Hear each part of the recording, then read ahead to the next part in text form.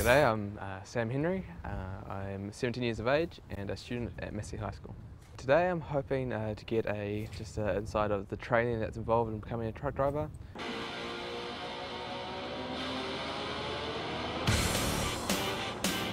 Sam's back and he's already had a taste of truck driving, so today he's come to DECA, a driver training facility. He's going to get an idea of what training is all about and also how to drive a forklift truck. Mike Poa is DECA's training director. DECA stands for Driver Education Centre of Australia. We are a one-stop shop training provider. We cover anything and everything with wheels. G'day. How are you? Welcome to DECA Training. Thanks.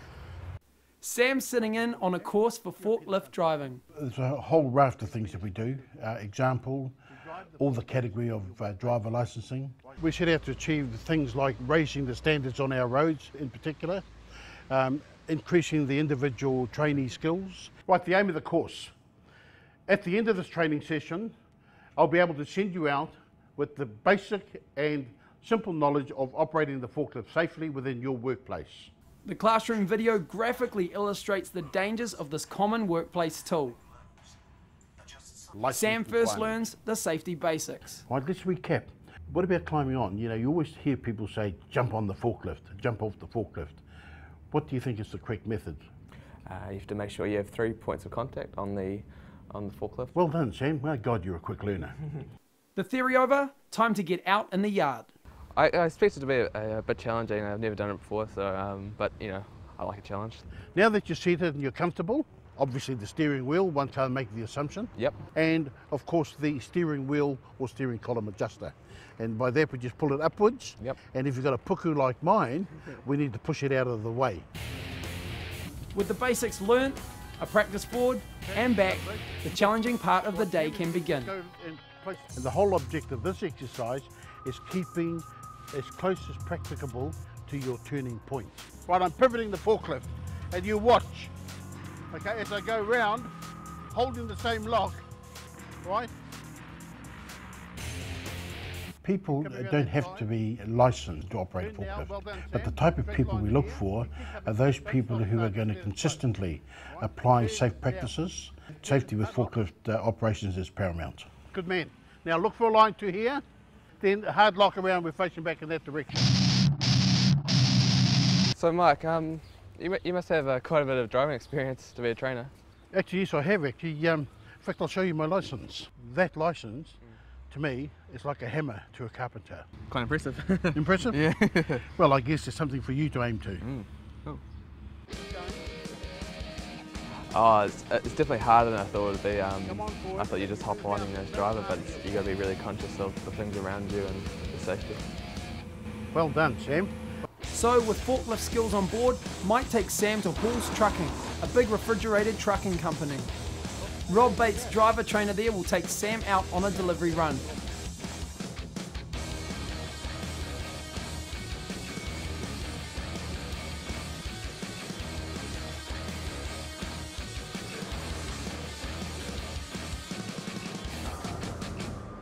This is what we're going to be loading up. So what's inside these?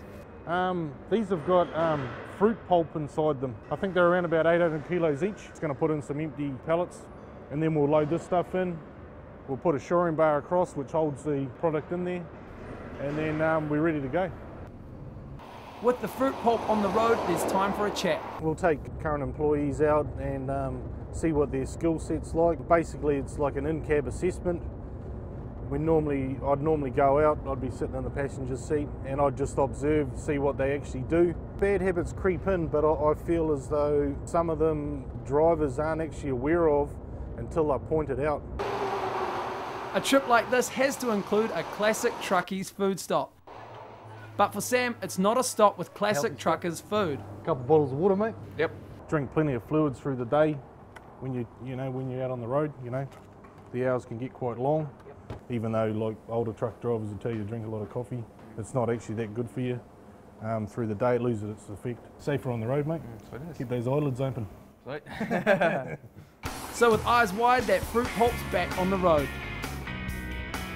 Good. Okay, Sam, we'll give you a shot at unloading the pallet. See what DECA Training's taught you, mate.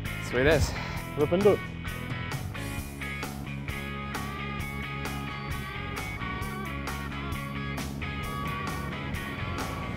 Yep, you're clear, Sam.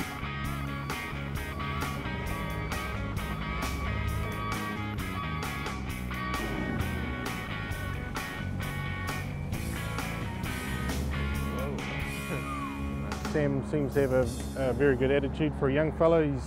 He's been asking questions all day, which is always a good sign that people are interested. Yes, Sam's had a good couple of days. In fact, I'm so impressed that, you know, with his learning aptitude, very quick on the uptake, that as the training director of DECA Training, I'm going to award him free of charge a NOSH training course. This is the type of certificate that you'll receive at the completion of that training course.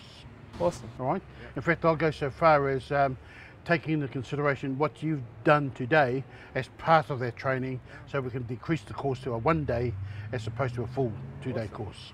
Thank you very much. Very impressed with your learning speed. Well done. Thank you. Oh, Mike's great here. He's awesome. He's been really supportive and yeah, a good instructor. I didn't even think about how aware you had to be just of others' safety, but now I've had a good insight into, you know, what training needs to be done to become a truck driver. You don't need a license to drive a forklift, but if you do drive it on the road, you'll need an F endorsement. To learn to drive a small truck, you must have had the full Class 1 license for 2.5 years and then apply for the Class 2 learner license. There are national certificates available for a wide range of commercial transport driving. Courier driver, perishable products, livestock and logging are just some. The job prospects for commercial drivers are good, and the more licenses you hold, the better your prospects and pay.